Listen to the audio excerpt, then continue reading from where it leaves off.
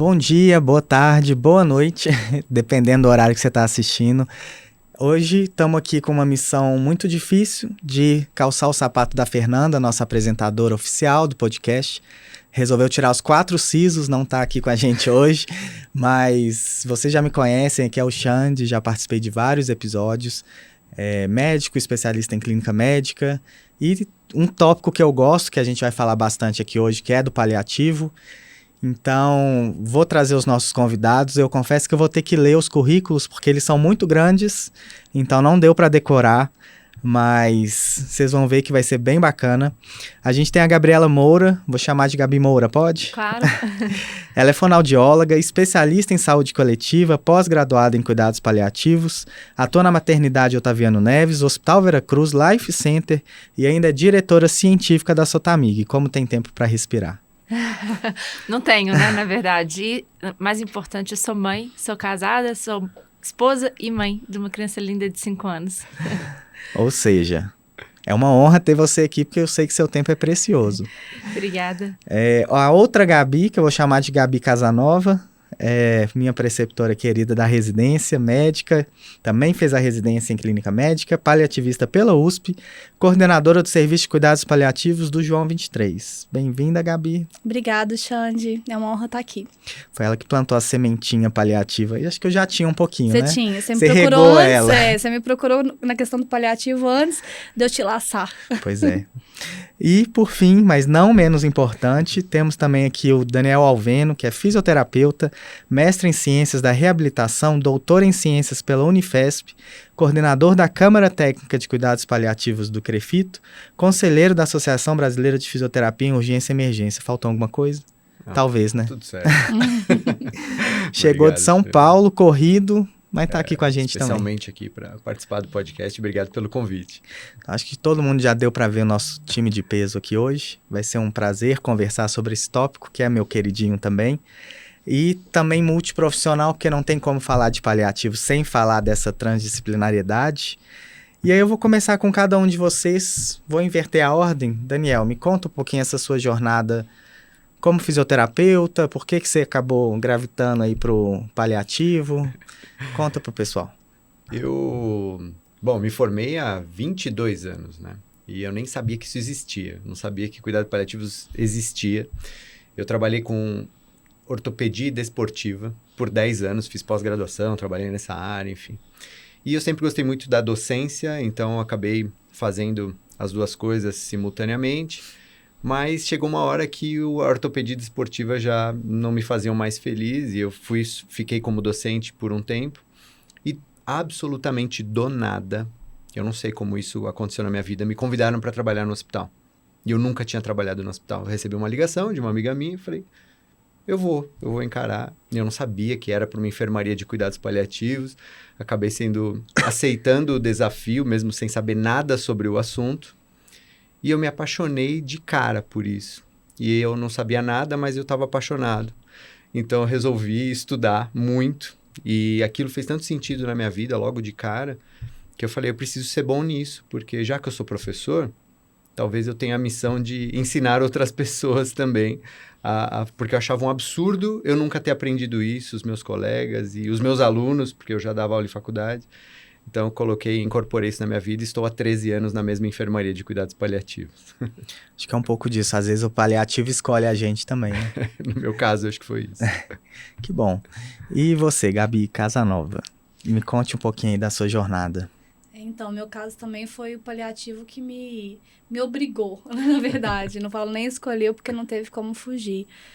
Se for para filosofar um pouco, eu acho que eu comecei a cuidar do paliativo, vivenciando os adoecimentos e os lutos da minha vida, né? Acho que a gente já começa um treinamento de como fazer cuidado paliativo quando a gente vive na pele. O que todo mundo vai viver, né? Algum adoecimento, algum luto, ou seu, ou de alguém que você ama.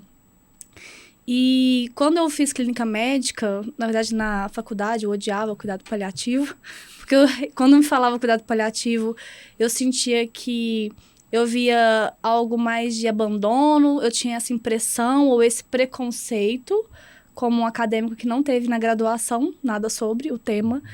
e comecei a ter no internato. Na residência também, não tinha toda essa estrutura na minha residência. E aí eu fui fazer clínica médica e para ser uma boa clínica, não teve como. Eu lidava com situações em que eu precisava aprender conceitos do paliativo. E indo contra todas as minhas forças, eu acabei tendo que começar a ler cuidado paliativo. Aí eu andava com um livro ou outro debaixo do braço, num hospital que tem residente.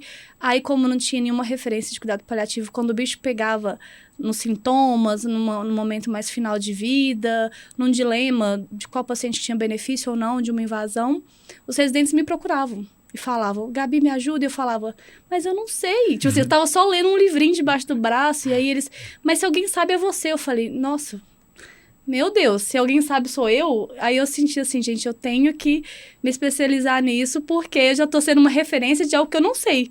Isso é um perigo. Aí eu larguei toda a minha vida, assim, pacata, de BH, com dinheiro contado, e fui para São Paulo, viver num aperto lá, literalmente, né, numa kitnet, e para conseguir ficar lá um ano, realmente infiltrada ali dentro da USP, tentando aprender com referências em relação a isso. E quando eu voltei, já voltei com a missão para o mesmo hospital de tentar trazer esse conceito realmente como uma referência. E isso foi ficando tão grande, porque o cuidado paliativo é apaixonante, né?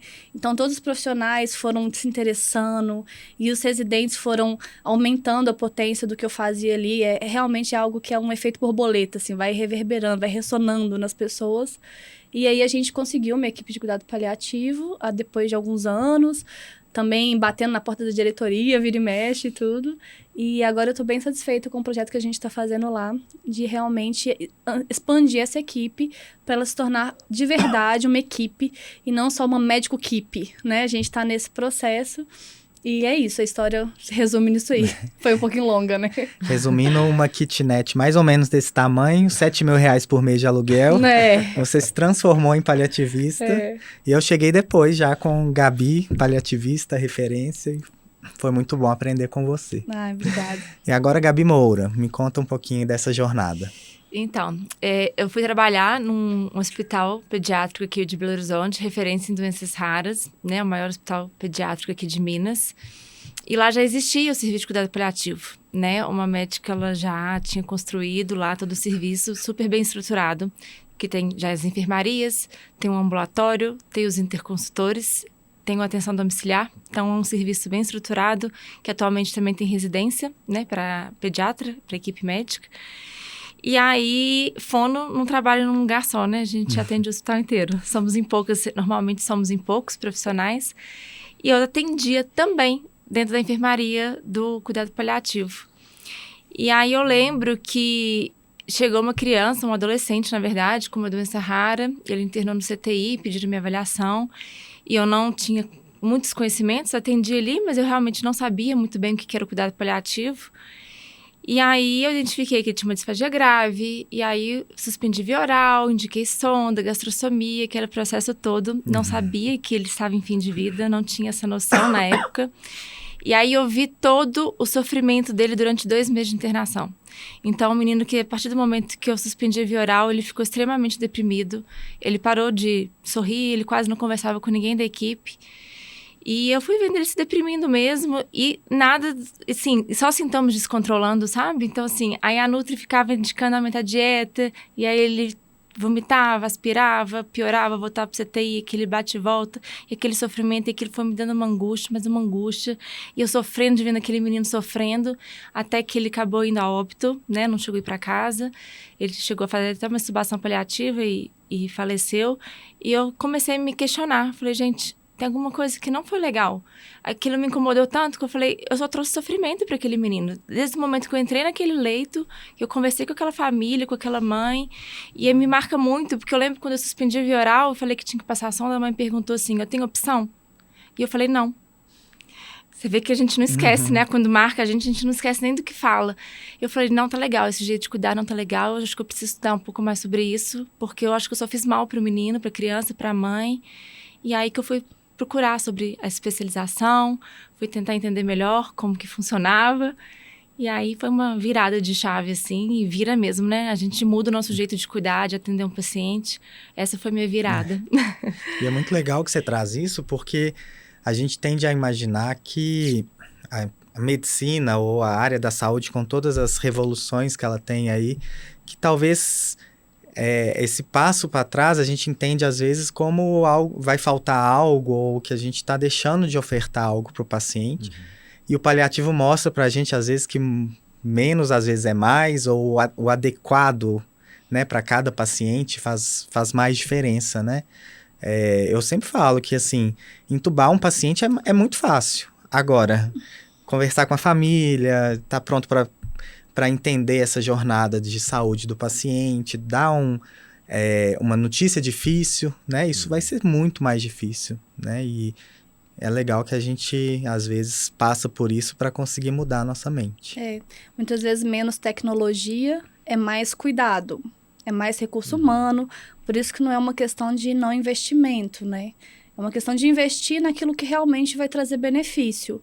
E porque às vezes as pessoas elas têm uma tendência a entender que investimento é uma tomografia bonita, é uma máquina ali do lado muito tecnológica, a última tecnologia mais avançada, mas muitas vezes o que aquela pessoa precisa é de uma escuta empática, é de um tempo de acolhimento de um profissional, é de um tempo de uma observação cuidadosa se aquele paciente está com falta de ar mesmo ou não, uma titulação de dose de morfina para que não tenha efeito colateral, revendo o paciente. Quando a gente opta por não entubar um paciente, o ideal é a gente, no início, rever ele de 15 em 15 minutos, naquele momento de insuficiência respiratória, fazendo os resgates de medicamentos, depois que melhora um pouquinho, é rever de 1 em 1 hora.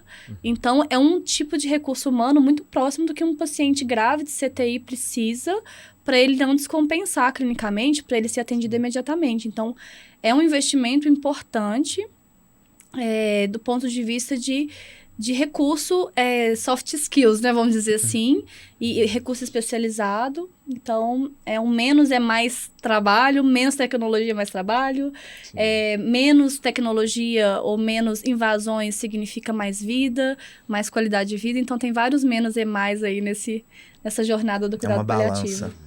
Quantas vezes, Daniel, já te chamaram para fazer um CPAP num paciente para tentar não entubar e, na verdade, não tinha nem que fazer nenhum dos dois?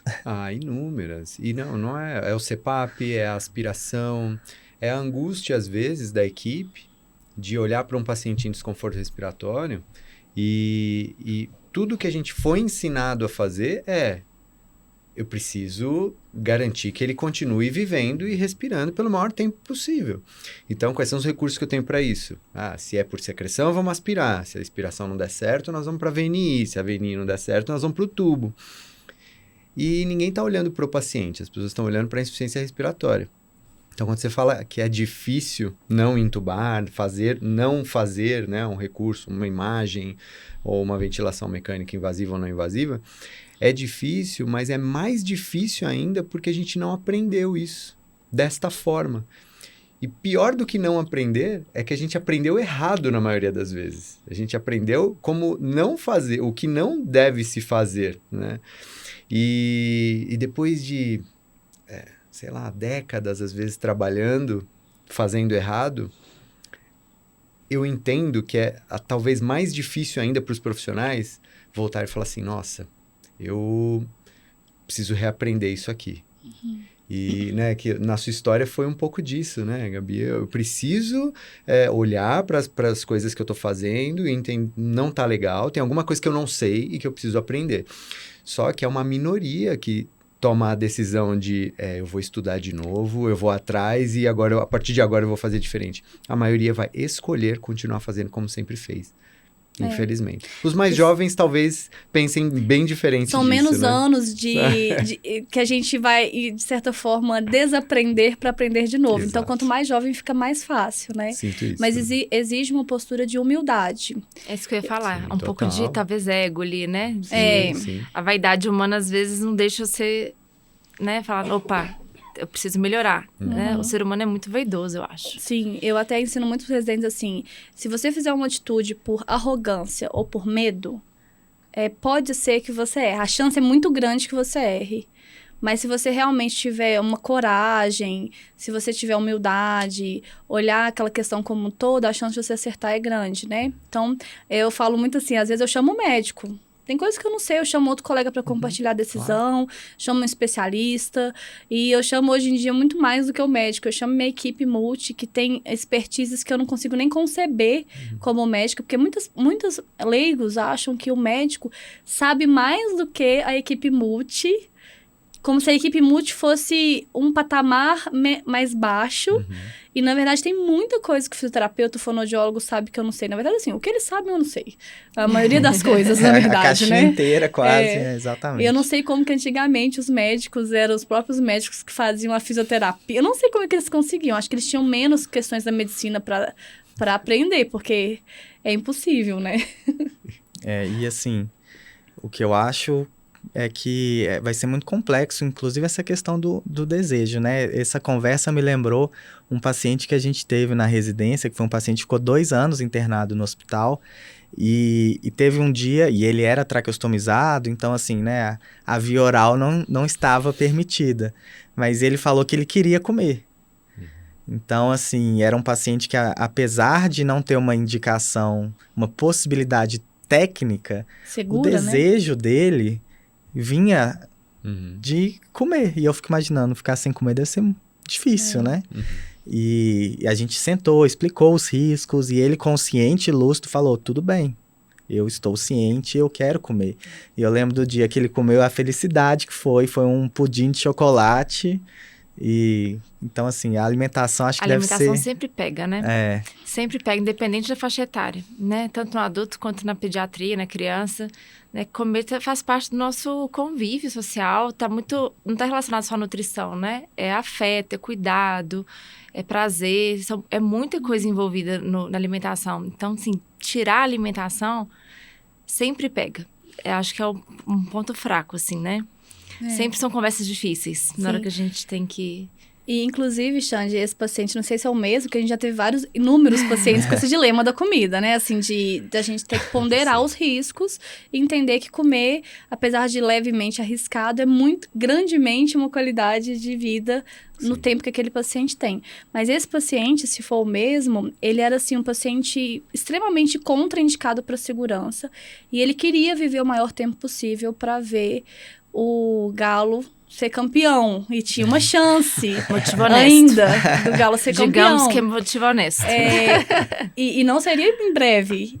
E a gente falou, mas você pode morrer. Ele, não vou morrer, vai dar tudo certo. Eu combinei com ele assim, se você começar a ter pneumonia por causa dessa comida, a gente vai ter que reconversar. Se a gente perceber algum risco... Então, não era simplesmente um paciente que aceitou comer porque ia morrer. Era um paciente que queria viver, mas que queria tentar comer.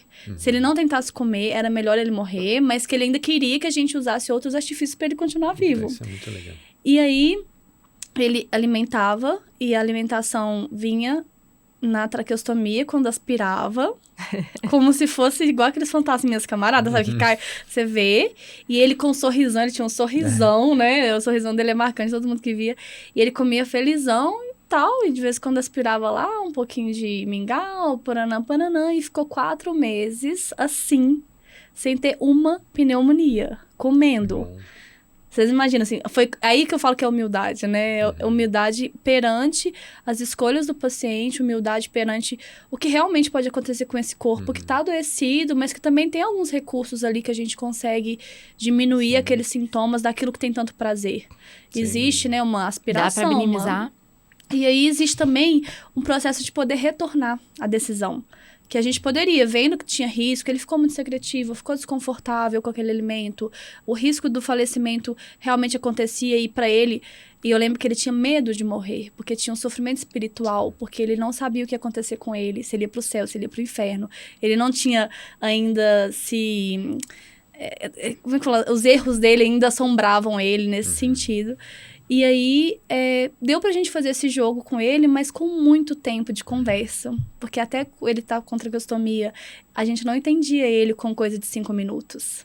Pra gente entender que ele tava com frio, às vezes demorava meia hora. Então, vocês imaginam pra gente conseguir, de forma com autonomia, conseguir saber isso tudo desse paciente. Era uma conversa de 2 horas que eu dedicava ali na beira do leito dele. Por isso que a gente fala que é uma questão de recurso humano. Sim. Não adianta a gente achar que fazer cuidado paliativo é ter um plantonista, assim, alguém que está ali com o tempo voltado para esse tipo de conversa, para esse tipo de conversa com a equipe multi. Então, precisa de investimento, de recurso financeiro de pagar esses profissionais, de carga horária voltada para isso. Então, não adianta achar que a gente vai tirar aquele custo do CTI, dos recursos tecnológicos e que não vai ter que investir de alguma forma. Isso é importante desmistificar isso aí. Mas é investir para o bem real do paciente. Ele vai ficar bem alocado, né? O recurso vai ficar bem alocado, não vai ser para o paciente sofrer, no final das contas. Então, vale a pena, né? Não, isso que vocês estão trazendo aqui é muito legal. Por isso que é legal a gente estar numa equipe multi aqui. Porque as pessoas olham o cuidado paliativo como uma coisa só de humanizar, né? Então, libera tudo. O paciente pode comer o que ele quiser, porque ele é paliativo. Ou então, não libera nada, porque é um paciente em fim de vida e tudo mais. E não é assim, não é libera tudo ou nada, a gente nunca pode estar nos extremos. É claro que existem as indicações e as contraindicações, mas estar em equipe, a gente fala muito de comunicação e comunicação de más notícias, mas para mim hoje cada vez mais a comunicação interprofissional ela tem sido fundamental justamente para que a fono possa falar com a equipe médica ou com o físio ou com o enfermeiro quando... Então, essa negociação do processo decisório, né? Isso houve uma liberação, mas até certo ponto, e aí o que a gente ia fazer?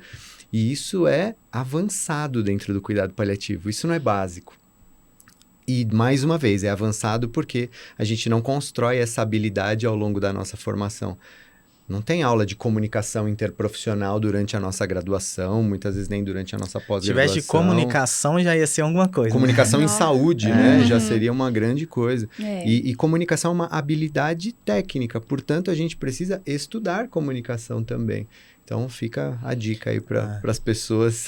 Isso é interessante, né? Porque comunicação não é dom, né? Exato. Tem gente que talvez tenha mais facilidade de desenvoltura, mas... Como tudo na vida. Como tudo na vida pode ser treinado, pode ser aperfeiçoado, né? E aí vai para a próxima pergunta que eu queria fazer para vocês, que assim, ainda é muito incipiente, né? Na nossa formação, pelo menos na minha formação médica, a não ser na residência, não existiu o tópico paliativos, né? Eu também descobri isso de uma forma muito aleatória, acho que eu vou contar essa história. Eu sempre achei que eu queria fazer oncologia. Por muitas dessas experiências individuais que a gente tem ao longo da vida. E aí eu fiz estágio na onco, eu fiz tudo que... Meu currículo, se você olhar, é assim, tudo da onco, artigo na onco, enfim... E aí eu estava chegando ali no 10º período e estava completamente desacreditado, porque eu falava assim, nossa, eu já fiz tudo nessa área e eu não me vejo atuando nela, e agora? E aí numa palestra, a palestrante lá de uma liga de onco colocou no final uma frase da Elizabeth Kubler-Ross, e aí eu fui pesquisar sobre ela, porque eu falei, não, que frase legal. Encontrei os livros dela e aí ouvi falar sobre cuidados paliativos de uma forma completamente aleatória.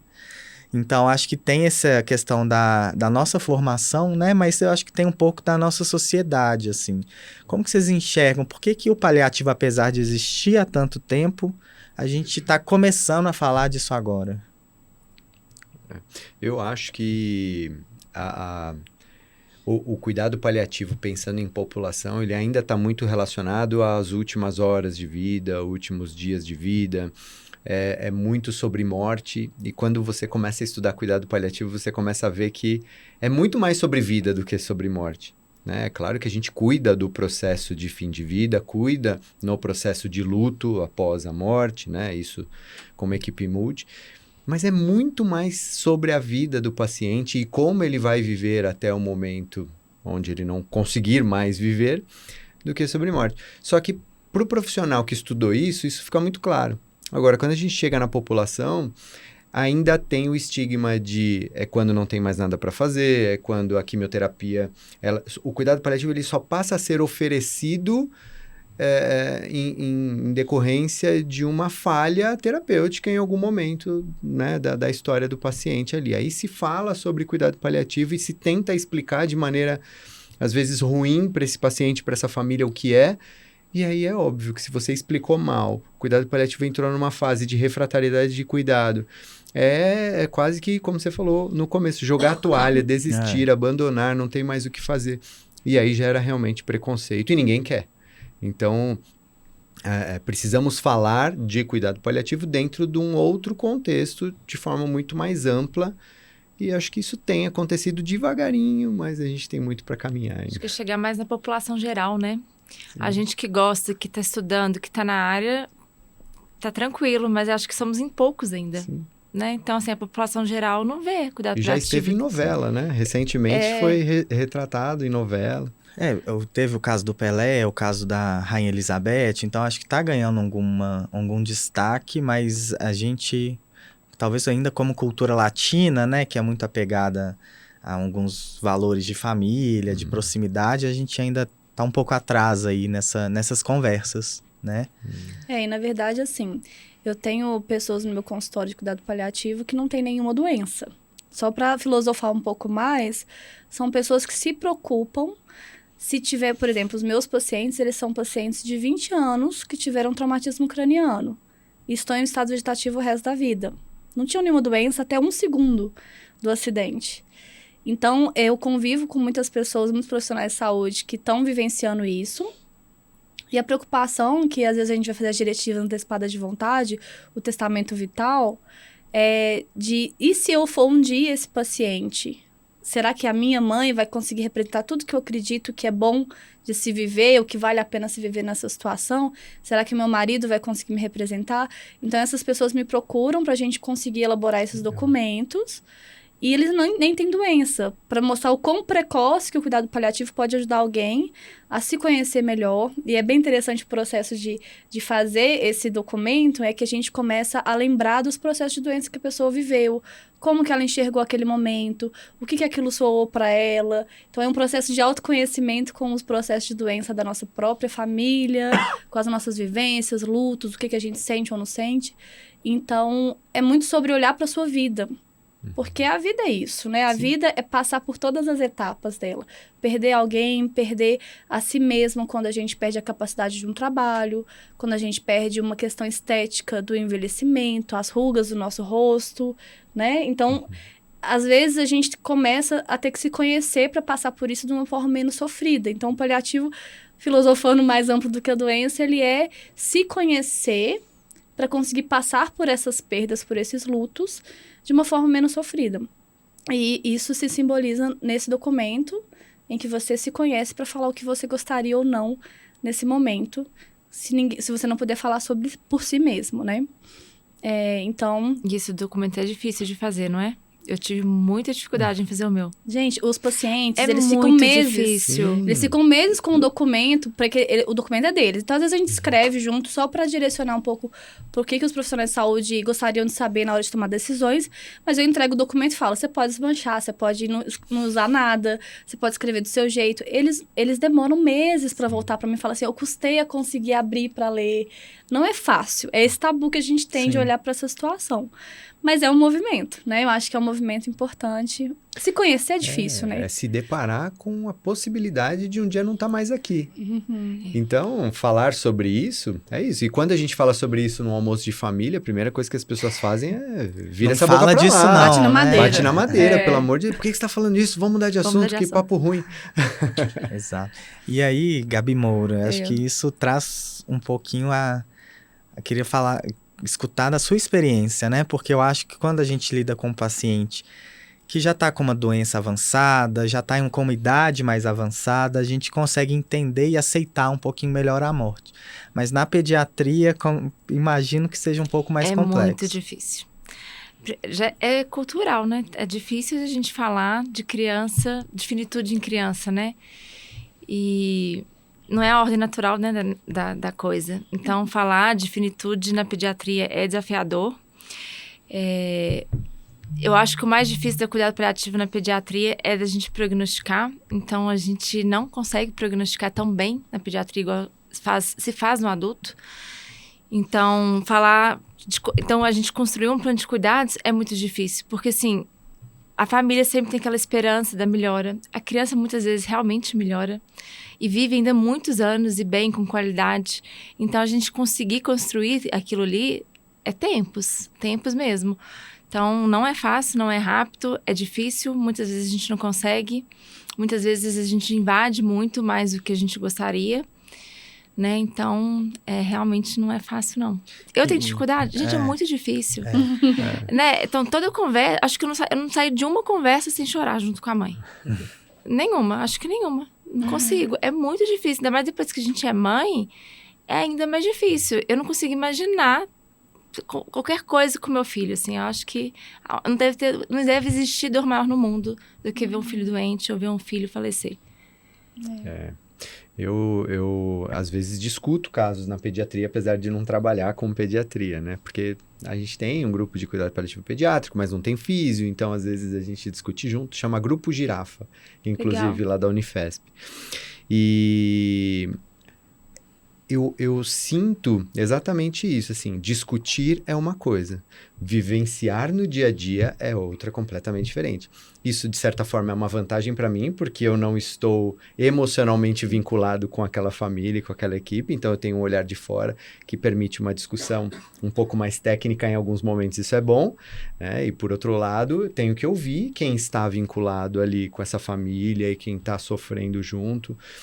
E tem essa fadiga de empatia, ou fadiga por compaixão, né, que a gente fala, que é um cuidado que a gente tem que ter o tempo todo com a equipe da pediatria, porque eles tendem realmente a tomar decisões técnicas baseadas no que eles aguentam ou não de ver aquela criança passar. Isso é muito perigoso, né? E eu não estou dizendo que a gente não deveria fazer isso. Somos humanos.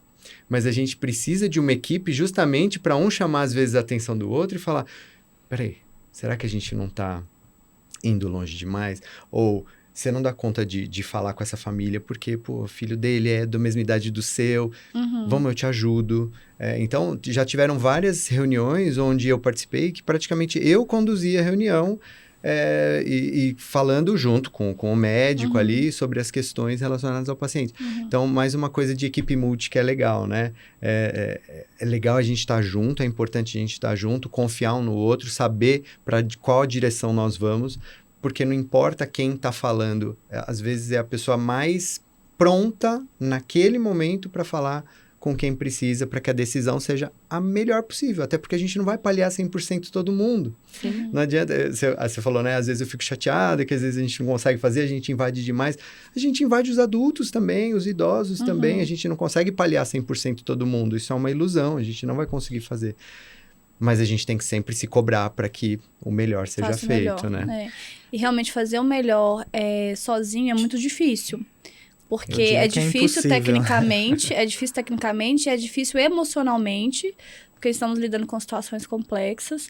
Então, eu sempre falo muito com os residentes, quando eu ensino questão de respaldo ético-legal, o quanto que a gente ter uma equipe que realmente está atuante nas decisões, está bancando junto com você, e você registra tudo que está sendo discutido entre a sua equipe, com a família, com o paciente, você acaba conseguindo diluir esse peso, e isso tem uma maior chance de estar certa aquela sua decisão, porque são várias pessoas ali trazendo vivências diferentes da sua para aquela decisão, e ajuda que você realmente não tenha esse peso legal também em cima de você, né? Eu acho que é uma ferramenta de te proteger de um erro e de te proteger de um processo, vamos dizer assim, né?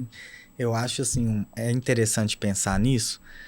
Quando eu tive essa virada de chave na faculdade, que fez todo mundo, mas não era oncologia, eu escutei, a coisa que eu mais escutei foi assim, nossa, é muito lindo, mas eu não daria conta porque é muito triste.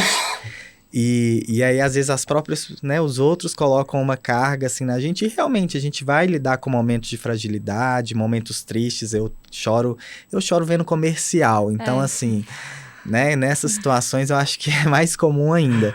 Mas eu acho que existem momentos que são muito bonitos. E tem um momento que eu vivi, que foi com... era uma paciente que estava com câncer já avançado.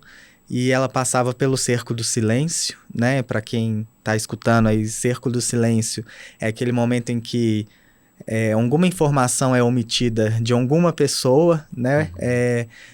Muitas vezes por se achar que aquilo traz um benefício para ela, ou, né, como se fosse assim, né, não vou contar para minha mãe que ela tem essa doença, porque senão ela vai deprimir. Talvez esse seja o protótipo mais comum, mas existem várias outras formas disso, e a gente já sabe que isso não é bom para o paciente, que na maior parte das vezes ele já sabe que tem algo errado. Então a gente fez esse processo com a família de quebrar esse cerco do silêncio no tempo deles, e da paciente conseguir entender o seu prognóstico, porque ela virou pra gente e falou assim, vocês acham que eu sou bobo? Isso que eu sou boba, todo dia meus filhos te chamam para conversar lá fora. Vocês acham que eu não sei que tem alguma coisa acontecendo? E de conversar com os filhos e de fazer esse cuidado integral. E no final, assim, ela foi deshospitalizada, foi para casa, eu de vez em quando recebo umas fotos dela com os netos. E a filha dela, chorando, virou para mim e me agradeceu. E assim, realmente muito feliz e emocionada naquele momento, falando, grata pelo cuidado. E eu penso assim, a gente como médico, principalmente, pelo menos a minha vivência, né? Mas acho que como profissional da saúde, talvez, a gente é ensinado que se a gente não manter a vida, a gente falhou. E aí a gente passa por esse momento que o familiar agradece a gente pelo cuidado que a gente traz, a gente percebe que, na verdade, a gente preserva a vida em muitas outras esferas, né? Sim. Inclusive das outras pessoas. Sim. Então, acho que você faz isso um pouco aí, né, Gabi? E a criança também ensina muito pra gente, sabe? E elas sabem também tudo que tá acontecendo. Às vezes a gente subestima, né? Pela idade, às vezes faixa etária, a gente acha que não tá entendendo. Eu lembro mais no início vocês estavam falando... Acho que você, Dani, estava falando da aspiração e tudo. Me veio muito um caso de uma criança que a gente teve no hospital, que ela era muito secretiva. E ela já estava ali nos últimos dias de vida. E aí, toda hora, a equipe de enfermagem chamava a físio para aspirar ele. Toda hora. Gente, ele ficava só... Ele não tinha nem força, ele tinha uma doença neuromuscular. Ele só, tipo assim, sai, para. Ele pedia, pelo amor de Deus, para. Não, gente, que angústia, né? A gente de fora ficava assim, pelo amor de Deus, gente, vamos parar. É uma das coisas que mais... porque é um dos procedimentos mais dolorosos e angustiantes no processo de internação.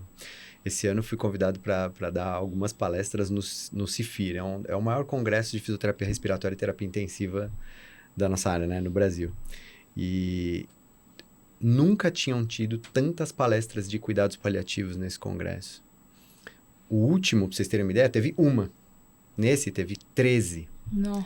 Com vários profissionais diferentes. Coisa boa. Então, maravilhoso, não é? Bom demais. E eu falava sobre aspiração, sobre extubação paliativa, e o pessoal vinha depois falar comigo e falava, meu Deus, obrigado por você ter esclarecido isso pra gente, porque a gente sabe que aquilo não é pra fazer. Eu tenho certeza que às vezes esse físio ia lá e aspirava contra a vontade, angustiado, sem querer fazer aquilo, mas ao mesmo tempo falava, tem secreção, ele tá desconfortável, por que eu não vou aspirar? Então, tem critério para isso, tem protocolo para isso, tem uma sequência lógica para você decidir se deve ou não aspirar, tem os sinais que você deve observar. Só que as pessoas não sabem, e eu não estou falando de gente leiga, né, que não sabe nada, ou recém-formado, estou falando de gente muito, muito inteligente, muito importante na área, inclusive, e que agora consegue implementar isso no serviço.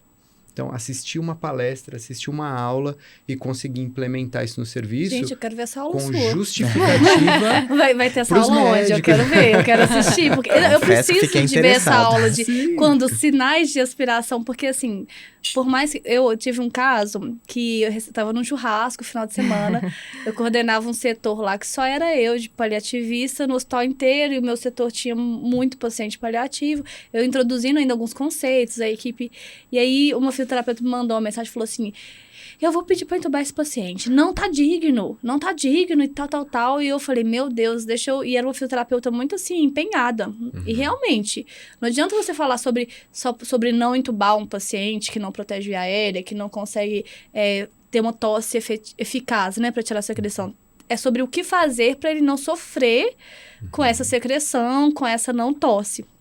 E aí, eu falei com ela, não, espera só um minutinho. Aí eu liguei pro plantonista e eu fiquei ditando pra ele, tipo assim, 1 hora a dose de remédio, como é que ele ia fazer, como é que ele ia começar, conversando com a físio, quando que ela ia aspirar. Também não negando que a aspiração pode ser válida naquele momento, mas que não precisa ser feito daquela forma automática, que é feito só porque tá com aquele ronco, com aquele barulho. E aí, eu fui explicando, então eu fiquei lá no meu churrasco lá, né, e meu ex-marido, no caso, que acha ruim, eu achava ruim, porque é aquele momento que você tá no churrasco, mas não tá, né?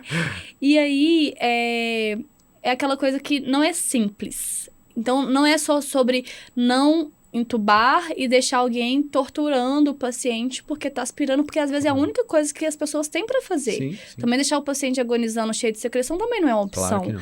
E aí, o que é a opção? É toda uma expertise técnica de como conduzir com medicamentos, lateralizar o paciente, tem toda uma técnica de cuidado que parte desde um posicionamento até uma medicação que precisa de uma expertise importante para ser ajustada, que é a morfina, no caso, o midazolam. E isso aí precisa de ser complementar à formação da graduação. Sem dúvida. Infelizmente, a gente não tem isso, né? Igual a gente não tem várias coisas na graduação que não dá tempo, e a gente precisa realmente de olhar para esse tema. Mas é o que você falou, é o automatismo. Eu escutei ronco, eu tenho que aspirar. O paciente está mostrando que está secretivo, ele precisa tirar essa secreção. E não, perfeita a sua explicação. São recursos em conjunto, farmacológicos, não farmacológicos, muita comunicação com a equipe. E uma coisa que eu gosto sempre de falar é que o nosso trabalho, ele é triplicado em relação a outros especialistas. Você chama um cardiologista para dar um parecer numa UTI, por exemplo. O cara vai, avalia o paciente, ele fala, troca esse remédio aqui, faz esse exame aqui, faz esse procedimento, vira as costas e vai embora. Ninguém questiona o que ele falou, as pessoas cumprem. O paliativista, ele é chamado na UTI para dar um parecer e ele fala, olha, vamos tirar a dieta, esse oxigênio, vamos entrar com morfina e tal. Se ele fizer isso e virar as costas, ele vai ser chamado de doido.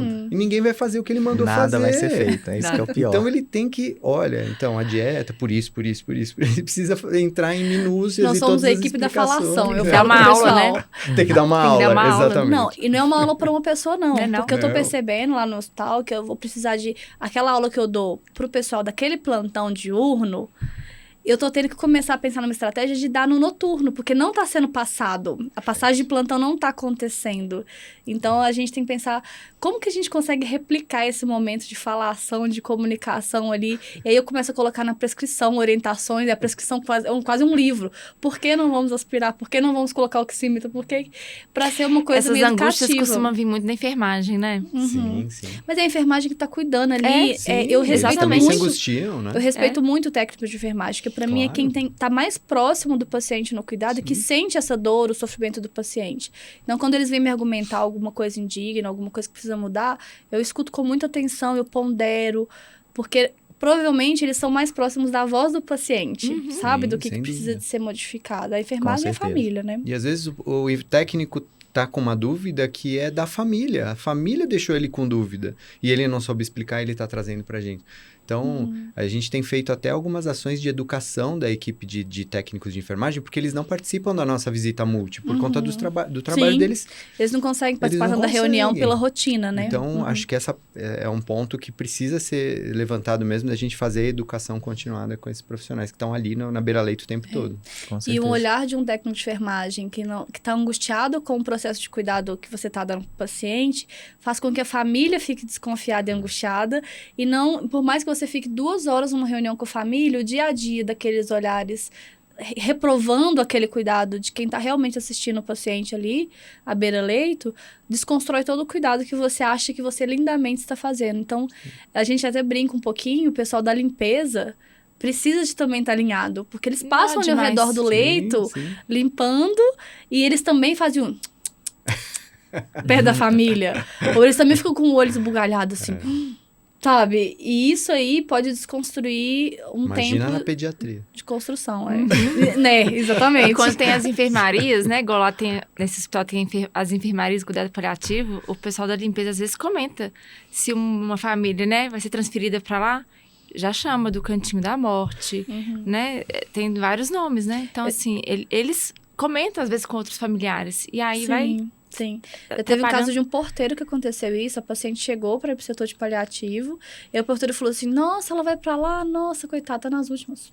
Falou assim pro paciente. É Então, assim, mesmo. não adianta a gente excluir ninguém desse processo. Não adianta a gente adianta. excluir a sociedade. Por isso que o trabalho da Ana Cláudia Quintana Arantes é tão importante, de tentar trazer a sociedade, as novelas, Perfeito. um programa do Bial, né? Na Um conversa livro com o Bial. best-seller, né? Isso é muito importante, porque ninguém pode ficar excluído do cuidado paliativo. Ninguém. Exatamente. Nem os cachorrinhos, que a gente gosta de umas visitas de cachorrinhos, né? Adoro. Que são os pais de pet também estão adoecidos e precisam ver seus filhinhos. Então, nem mesmo os animais não são excluídos do processo. Né? Não tem como. E vamos falar de um outro tema polêmico, então, já que entramos aí. Extubação paliativa. O Daniel vai falar um pouquinho mais, vai inclusive gravar com a gente sobre isso. E aí, como é que é a sua visão? Você já deve ter participado de vários processos assim, né? Sim. Conta um pouquinho aí pra gente. É um procedimento que, na verdade, você deu o termo polêmico, né? Eu nem gosto muito de dizer que é polêmico, porque ele não é polêmico, na verdade, né? Ele só é difícil, é uma conduta realmente avançada dentro do contexto de cuidado paliativo. Mas se ele for polêmico, tem alguma coisa de errado, porque polêmica envolve opinião, Sim. né? Questões morais, éticas e tal. E no caso da extubação paliativa não é bem assim. A gente tem um contexto onde um paciente está em ventilação mecânica invasiva e a única indicação, a única coisa que eu preciso para realmente indicar uma extubação paliativa é identificar que a ventilação mecânica está sendo uma distanásia para aquele paciente. Ou seja, ele não tem nenhuma chance de sair daquela condição com qualidade de vida. Ou ter qualidade de vida com a ventilação mecânica, né? E ter qualidade de vida envolve aí um pouco de autonomia, funcionalidade, né? Qualidade de vida e dignidade. Que depende de cada paciente, Que depende de Pode cada ser paciente. um para um, outro Perfeito. para outro, né? Isso a gente vê muito nos pacientes com esclerose lateral amiotrófica, por exemplo. Ele não tem qualidade de vida porque ele não se mexe. Peraí, mas ele tem nível de consciência. Ele está me dizendo que para ele é um valor viver apesar da ventilação, da tráqueo e tudo mais. Então, isso a gente Aquela precisa avó que avaliar. quer ver o neto crescer, só de ver o rostinho Exato. do neto se transformando, aquilo é vida para ela, Exato. né? Talvez.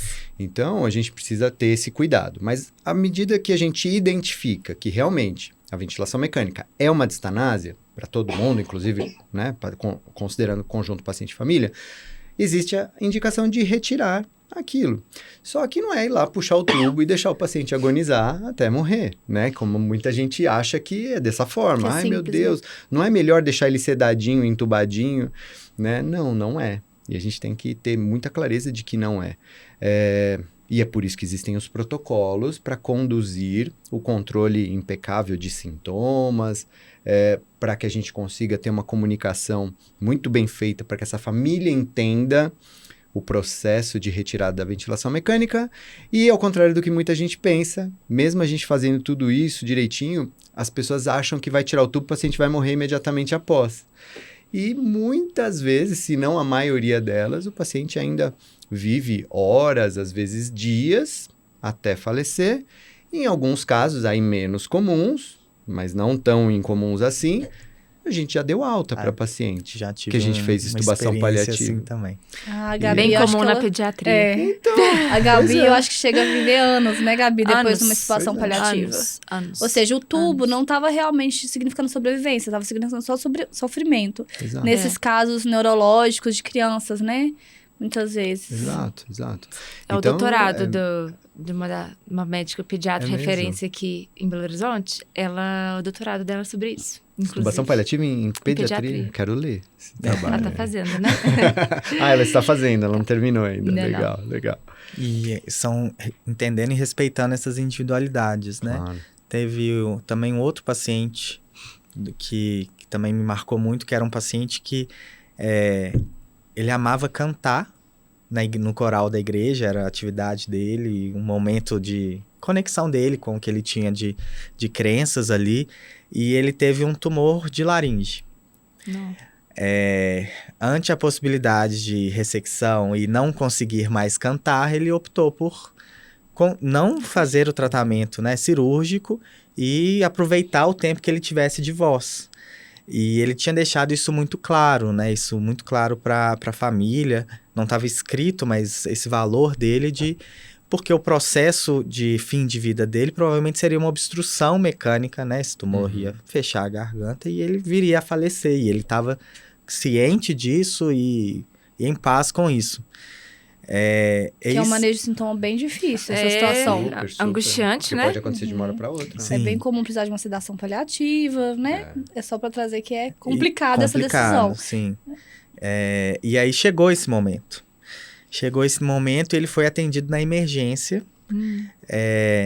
E o familiar que estava não conseguiu sustentar isso, que a gente entende também, porque, igual você falou, né, não é algo bonito, muitas vezes, e ele foi traqueostomizado. E aí, né, quando ele vem a despertar no CTI, ele se enxerga sem voz, aquilo traz uma tristeza enorme para ele, né? E aí é um momento que a gente entende, esse paciente talvez, ele não ia ser extubado, né, mas a retirada de uma ventilação mecânica, talvez para ele fizesse muito sentido ali, porque para ele estávamos prolongando a morte, né, e não a vida. Então vamos pegar esse caso, por exemplo, seu desse paciente que foi entubado por uma angústia de um familiar, ou talvez um momento de um emergencista que não tinha expertise de controlar esse sintoma tão bem, ou esse paciente não tinha um documento tão claro, mostrando que ele teve autonomia nesse processo de decisão, que acontece, né? E essa pessoa, na hora aguda de decisão, acaba optando por entubar esse paciente. E tudo bem. Porque às vezes é melhor a gente errar para mais, para rediscutir o processo, redefinir, do que a gente fazer algo errado e a pessoa falecer ou sofrer, né, nessa condição. E aí que é a beleza da extubação paliativa. Se a gente errou entubando e depois a gente conseguiu, depois de algumas horas ou depois de alguns dias, reconstruir isso e ler esse documento e conversar com essa família num momento mais calmo e chamar um paliativista ou um outro médico que saiba controlar sintomas, e a gente percebe que foi um erro ter entubado, a extubação é tão ético, legalmente respaldada quanto eu não entubar um paciente nessa situação. Então, ela, fisiopatologicamente, o processo de falecimento por um extubar é o mesmo do não entubar. Então, não tem uma diferença ético-legal, existe uma diferença cultural, que é um processo mais... É diferente a forma de decidir, de guiar esse processo, mas olha que bonito a gente ter a opção de desfazer um erro. E não ter obrigatoriamente que submeter esse paciente a uma traqueostomia, né? Deixar o processo como ele tinha planejado. Porque ele vai falecer desse câncer, independente dele fazer traqueostomia, tubo, estubar ou não. A grande questão é que ele não queria viver um tempo sem a voz traqueostomizado. E ele tem o direito de fazer essa escolha, já que ele faleceria de qualquer forma, né? Então, é sobre preservar esse direito dele. Porque é normal, gente. A gente não consegue ter tudo à mão numa emergência. É bem angustiante esse processo de cuidado ali agudo, né? E aí a extubação paliativa ou qualquer retirada de suporte está para a gente desfazer um erro que a gente cometeu. Então, isso é muito ético. Né? O duro é quando ninguém pensa no depois. Na dúvida, eu entubei e não vamos mais discutir sobre isso. Entubou, traqueostomizou e... viveu indignamente. Enfim, viveu aí o paciente viveu nos termos que ele não gostaria, né? E, infelizmente, essa é a realidade da maioria dos lugares. E é por isso que eu acho que o treinamento em cuidado paliativo tem que ser em massa para todo mundo. Não só para quem se interessa. Sim. E até das pessoas conseguirem transmitir isso para a família, né? Sim. Já tive várias vezes, assim... Tem 2 casos, um que eu atendi ontem.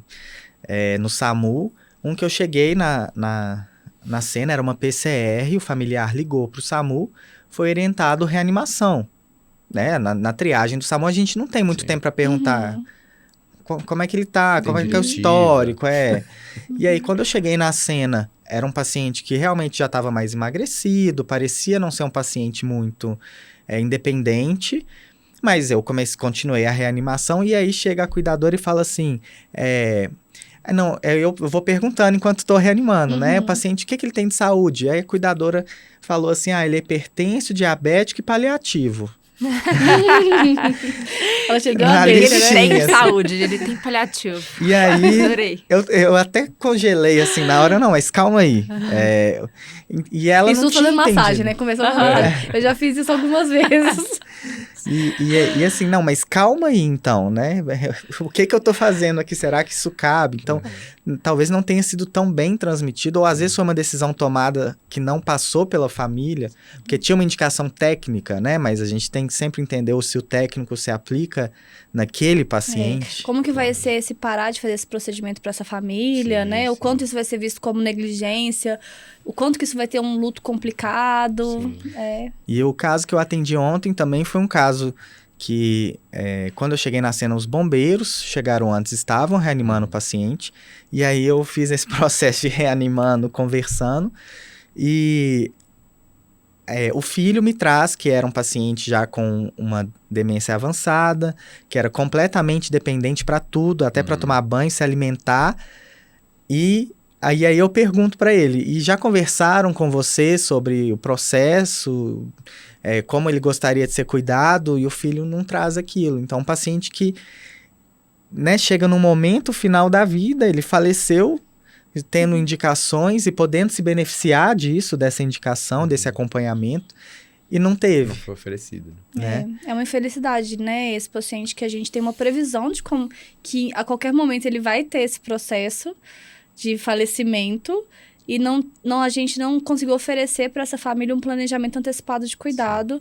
que é muito protetor de um luto complicado, né? Assim, é um direito de todo mundo, Essa né? é uma falha clara, né? Porque esse é o paciente que não é para ter dúvida. Sim, E uma questão também que esse processo, né, que a gente está falando de educação e de treinamento, passa por nós também, né, de que a gente vai entendendo isso melhor. Isso precisa realmente vir para a população também, né? Porque senão a pessoa te manda um paliativo como se fosse uma doença de uma lista, né? Ou às vezes aquilo nem passou pela cabeça que a pessoa poderia ter acesso àquele tipo de atendimento, que isso poderia trazer benefícios.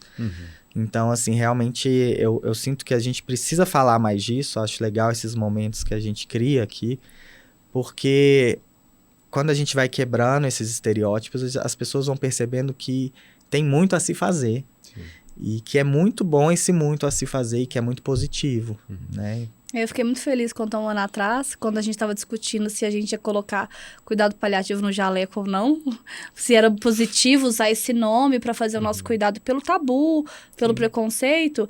Nesse mesmo ano, uma familiar chegou no setor lá já falando assim, eu quero a equipe de cuidado paliativo. Então, assim, de alguma forma chegou nela, não foi por profissionais de saúde. Talvez ela assistiu algum vídeo, alguma novela e conseguiu trazer esse conceito. E a gente conseguiu cuidar dela de uma forma bem precoce, da mãe dela, na verdade. E isso, ou seja, está acontecendo. Sim. Não tendo leigos que, a partir de coisas da sociedade, já estão entendendo sobre cuidado paliativo, sobre como investir, sobre como fazer o melhor e não como não fazer nada, né? Não investir, que realmente é um conceito que a gente tem que deixar claro que não é isso que é cuidado paliativo, né? Eu trabalho há 13 anos numa enfermaria de cuidado paliativo. É muito diferente o perfil hoje do que era há 5, 6 anos atrás. Não estou nem falando dos 13. 5, 6 anos atrás, você não via isso acontecer praticamente. Hoje, é relativamente frequente a família chegar e falar, a gente já sabe sobre cuidado paliativo, a gente já pesquisou, a gente já entende um pouquinho do conceito. Então, tem mudado mesmo. Sim. Eu que trabalho em 2 hospitais diferentes, né? Perfis diferentes, na ANEL e na pediatria. Na pediatria, é a mesma equipe desse outro hospital onde já tem toda a estrutura e tudo. A equipe médica é a mesma. Então, lá a gente já fala a mesma língua, né? Apesar de não ter a enfermaria, o serviço estruturadinho, a gente consegue ter algumas ações, né, paliativas e tudo mais. Já na ANEL, que ninguém tem conhecimento nenhum, gente, é um trabalho de formiguinha. Eu lembro um dia na corrida de leito, eu comecei a falar, eu tava me vendo numa aula.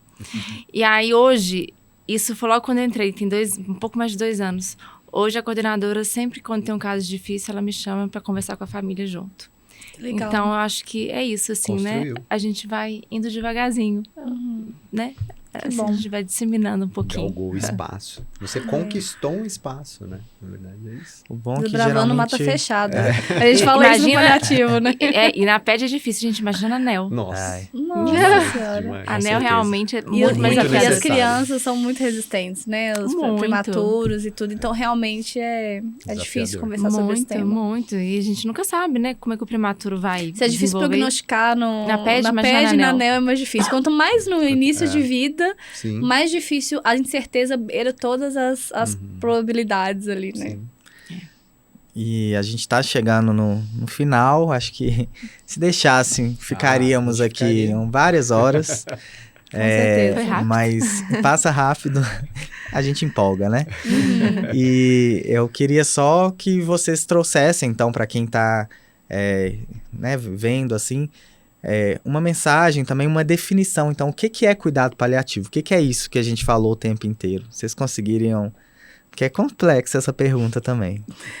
Realmente, é muito complexo. Eu fui na Asparmig, que é a Associação de Pacientes com Parkinson, e aí me apresentaram lá numa roda que estava fazendo um atendimento coletivo com fono, e falaram assim, Gabriela, cuidado paliativo. Aí um paciente perguntou, o que é cuidado paliativo? E assim, é muito difícil explicar isso numa frase. Porque existe um conceito da OMS que fala essa frase, mas é muito mais amplo do que isso, né? É sobre realmente um adoecimento que está repercutindo na vida da pessoa, está mudando a vida da pessoa, e ele precisa ser olhado em todos os detalhes para que essa vida seja o melhor possível nos termos dessa pessoa. Porque esse melhor possível é para ela, não é para quem está cuidando. Às vezes acaba sendo para o familiar, porque ela ama tanto o familiar que o familiar quer importa muito também, né? E é isso. E isso pode ser a partir de medicamentos, de decisões sobre não usar máquinas, mas pode ser sobre detalhes como onde que vai ser que eu vou ter o final da minha demência? Vai ser num asilo? Vai ser na casa da minha filha? Quem que eu quero que cuide de mim? Eu quero que seja um cuidador contratado ou um familiar específico? E pode ser desde, quando eu estiver no hospital eu queria muito usar batom vermelho, porque a minha identidade é batom vermelho. Será que o protocolo de um hospital deixa um paciente usar batom vermelho? Por que não? São detalhes de ser o melhor possível que a gente precisa discutir, desde algo muito complexo até algo simples, que faz a identidade daquela pessoa acontecer e ela viver, e como diz a Cicely Salles, acho que essa frase é a dela, né? Fazer você viver até o último dia da sua vida. E não apenas sobre morrer bem, mas viver até o último dia.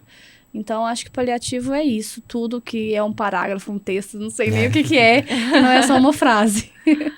E aí, Gabi Moura, como que você definiria essa eu jornada? Eu falo vou falar como eu falo com as famílias. É sobre como a gente vai viver. Com qualidade de vida. Sobre como a gente vai viver. Independente do tempo que a gente tem. Eu simplifico ao máximo, assim, porque, né? Senão a gente vai indo. Tá vendo? Tem uma pessoa que consegue, gente. Ela consegue ser mais objetiva. Ela falou exatamente o que eu falei com uma frase. Obrigada pela frase. Muito bom. E aí você, Daniel? E olhando também do lado do profissional de saúde, né? Eu falo que cuidado paliativo é fazer o que é certo.